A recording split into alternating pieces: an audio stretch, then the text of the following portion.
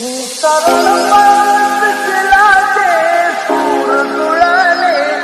जे काय आहे ना ते वैयक्तिक स्वतःच्या जीवावर आहे. फेमस लोकांच्या गर्दीत राहून हिंमत मिळते, ओळख नाही.